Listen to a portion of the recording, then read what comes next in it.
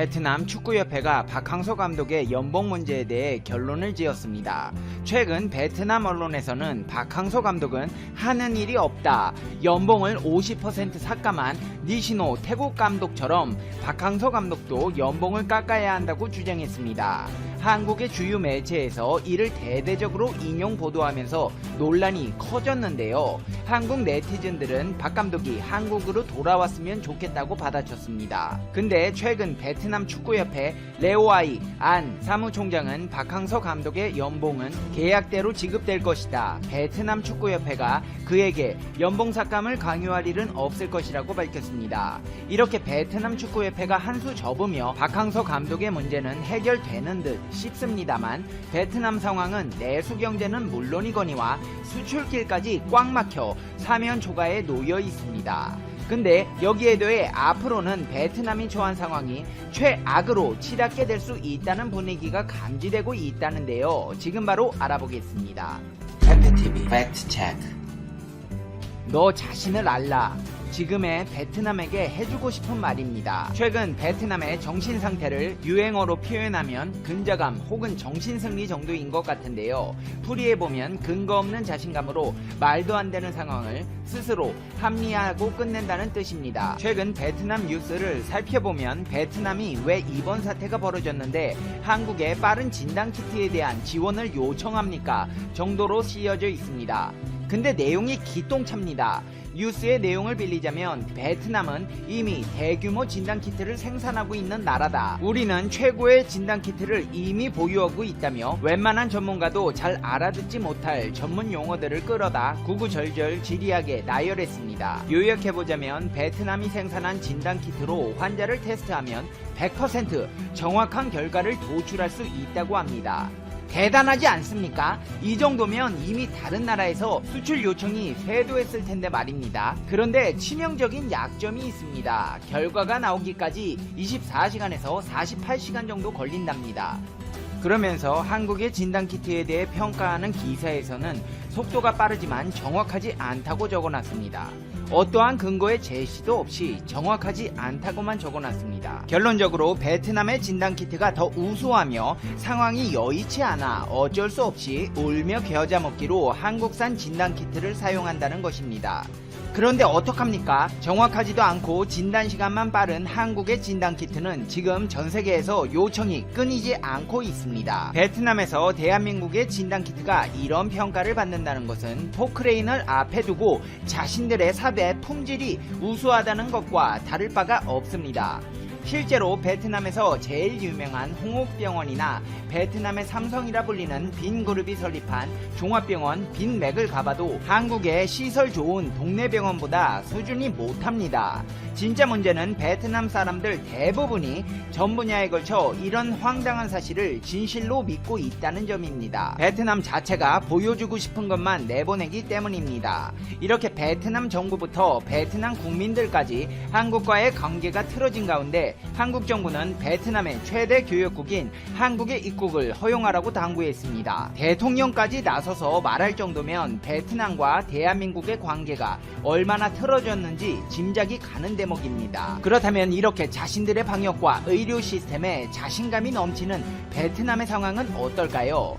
베트남의 최대 도시 하노이와 호치민시가 이번 사태 확산 방지 노력으로 봉쇄 조치될 것으로 보입니다. 웅유엔 수원폭 총리가 도시 봉쇄 상황에 만반의 준비가 되어 있도록 확인하기 위해 하노이, 호치민, 하이퐁, 다낭, 건터시 지도자들과 진행한 온라인 회의에서 이같이 지시하고, 하노이와 호치민시는 식량, 의료 물품 등 필요한 물자를 확보해 봉쇄 상황 시 가격 폭등으로 시민들이 불편을 겪는 일이 없게 할 것을 요구했습니다. 북 총리는 베트남의 이번 사태가 정점에 도달했다면서 5개 시 행정부는 대응의 집중도와 속도를 높여 매 시간과 분 단위로 대응 조치를 이행하라고 강조했습니다. 북총리는 지자체들의 모든 집단 행사와 실내 20명 이상, 직장 10명 이상 모이는 것을 금지하라고 지시했습니다. 식품과 약품, 연료를 판매하는 일부 상점들을 제외한 모든 불필요한 영업점 운영을 중단시키고 공공장소에서 사람 간 2m 사회적 거리두기 정책이 잘 유지되도록 지시했습니다. 상황이 이렇다 보니 베트남 국민들은 마트와 시장으로 몰리고 있습니다. 한꺼번에 많은 시민들이 마트와 시장에 몰리면서 일부는 생필품을 사지 못하고 돌아가는 경우도 있었습니다. 베트남 정부가 사회적 거리두기 캠페인 기간에 생필품 공급에 차질이 없을 것이라고 강조하고 있는 것과는 대조적인 모습입니다. 경제도 좋지 않습니다. 베트남 대표 주가지수인 VN 지수는 올 들어 지난달 24일까지 31% 넘게 떨어졌습니다.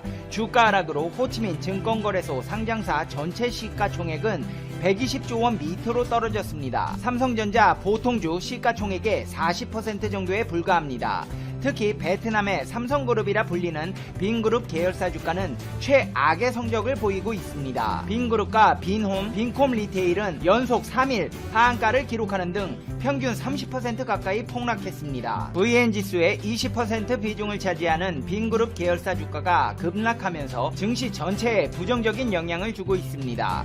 베트남 증시 규모가 작아지면서 지수 반등을 위해서 수급 회복이 더욱 중요해졌습니다. 하지만 외국인 투자자는 베트남에서 멀어지고 있습니다.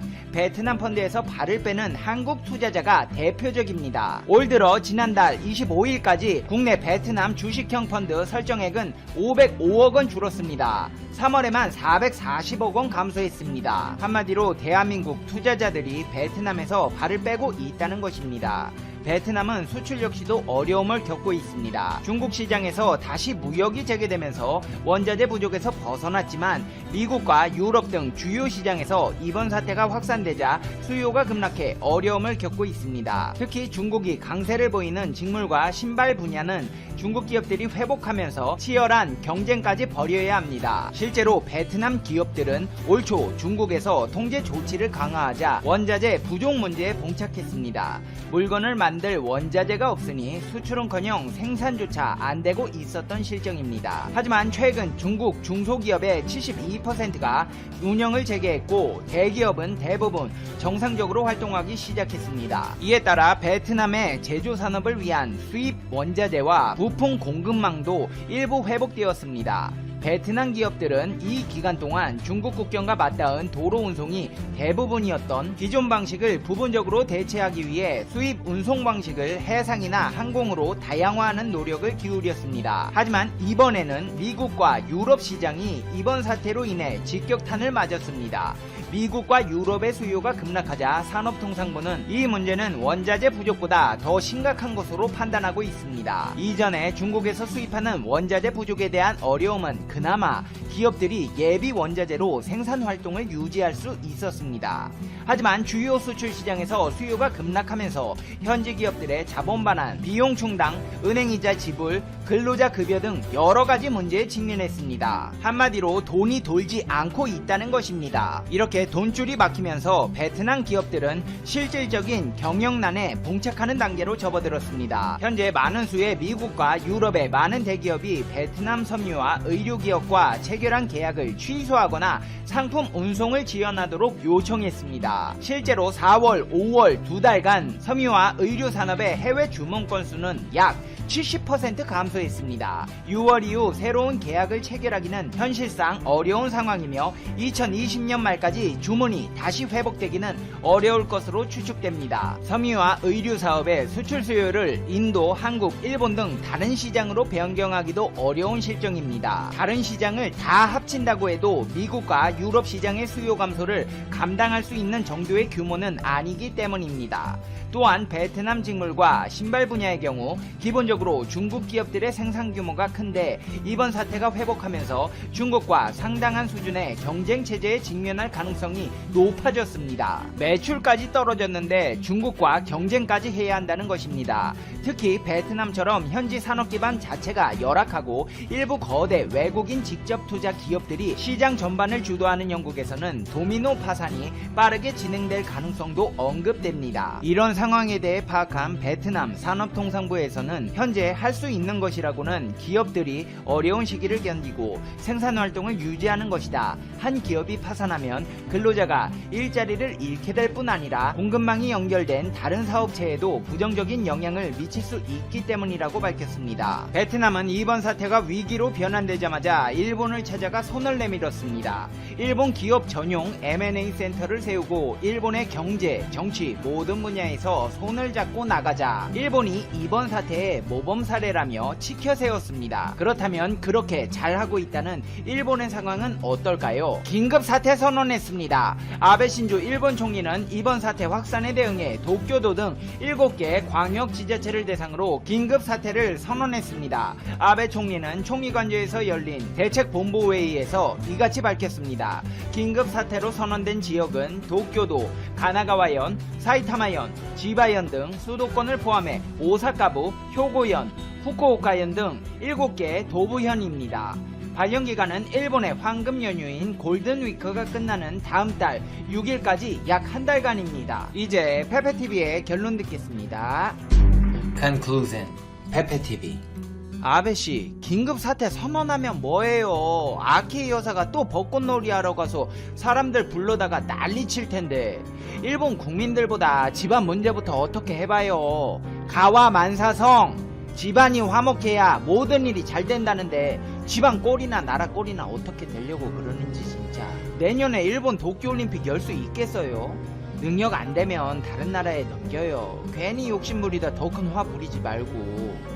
그리고 베트남 분들 일본 아베 신조 총리 손잡고 한번 같이 잘해보세요. 페페TV 시청자 여러분은 어떻게 생각하세요? 페페TV는 여러분의 생각이 궁금합니다. 댓글로 여러분의 생각을 남겨주세요. 여러분 많이 힘드시죠? 벌써 4개월째네요. 올해 시작할 때만 해도 많은 목표를 세웠는데 이번 사태로 인해 정신적으로나 경제적으로 무너지신 분들이 많으실 거예요. 그래도 우리 조금만 더 참고 이겨내요. 고진감래, 고생 끝에 낙이 온다는 말이 있잖아요. 지금까지 많은 위기를 겪어왔고 우리는 항상 이겨내왔습니다.